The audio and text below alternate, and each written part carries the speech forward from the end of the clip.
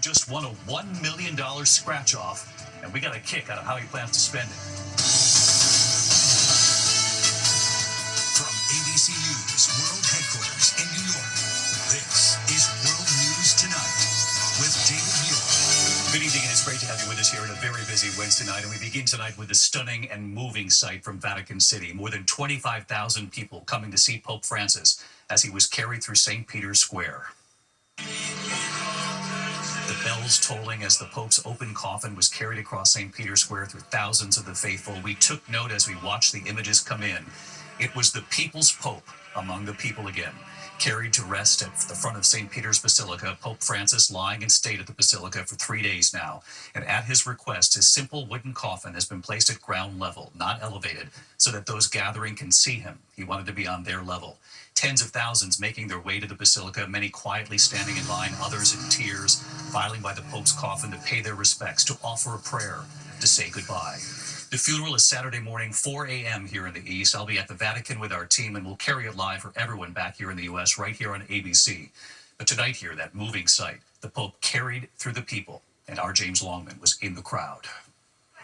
By the tens of thousands tonight, they came to see Pope Francis one last time, to say goodbye.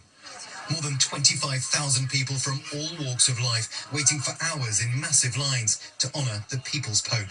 Francis lying in state in his simple wooden coffin, a stark contrast to the gilded splendour of St. Peter's Basilica. The great mission of Pope Francis' life was to take the message from the church, go out into the world and meet people where they are. Well, now thousands of people have come to meet him as he lies in rest at St. Peter's Basilica, and they're coming from all over the world. Young, old, entire families are lining up, and they know that they are part of history now. The day began with this solemn ceremony, led by Cardinal Kevin Farrell, the former Dallas bishop. In nomine Patris et Filii et Spiritus Sancti. Some of the very cardinals who will choose the next pope, joining bishops and the papal Swiss Guard as white-gloved pallbearers carried Francis on their shoulders from his residence to the Basilica. Slowly winding through St. Peter's Square, the crowd of thousands applauding. This pope wanted them close. The procession taking a similar route Francis took on his last ride in the Popemobile on Easter Sunday, finally making its way inside.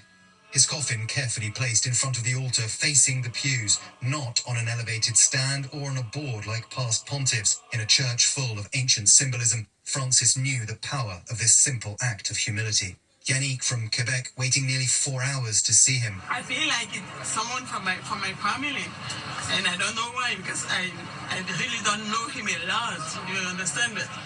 I don't know why. I just feel, in French I would say, je suis émue. She was clearly moved. Yeah, I don't know why. In your eyes. I don't know why, because I love the way he was, you see, and that way of trying to put people together. That was great for me. We met Lissy from North Carolina. How did you feel when you were in front of him? So blessed. Really? So blessed and so happy. Late today, the cardinals meeting at the Vatican, acknowledging they'll be meeting every day. Their next big task, the conclave. More than 100 cardinals will choose the next pope. Francis appointed 80% of them. Francis has kept some traditions. When he's buried in St. Mary Major, he will wear his pallium, a scarf-like garment and a symbol of his status as a good shepherd. A bag of coins featuring his portrait and a document summarizing his papacy will be buried with him, both to identify him and his extraordinary work. But his other wish was just to have the name Franciscus on his plain tomb. Tonight, Francis lies in his simple wooden coffin in a basilica built to celebrate the history and wealth of the church. These competing forces, reform or tradition, now occupy the minds of the cardinals who must choose his successor. Just extraordinary reporting, James, taking us all right into the square there with you. James Longman back with us again tonight, and just an extraordinary scene. You did report the cardinals will be meeting daily now, discussing the future of the church. So we know with the funeral Saturday, when then is the earliest that the conclave would actually begin? And once it starts, how long does it usually take before a new pope is chosen? Well, David, cardinals have scheduled multiple days of mourning with events every day. So the earliest it could possibly be is May 5th. Remember, they've come from all over the world, so they need time to get to know each other. As for the decision and that famous white smoke appearing over the Sistine Chapel to tell the world there is a new pope, well, with Francis, it took 2 days for him to be elected. This time round, we can't possibly know, but We'll be watching. David? James Longman will be watching right here with you. I'll be traveling to the Vatican to join James, Terry Moran, Deborah Roberts, and our entire team for the Pope's funeral. ABC News Live coverage begins at 3:30 in the morning, Saturday morning. We hope you'll get up with us early Saturday. And of course, we'll all be there for the ancient ritual, the conclave that James just mentioned. But we'll see you first Saturday morning for that.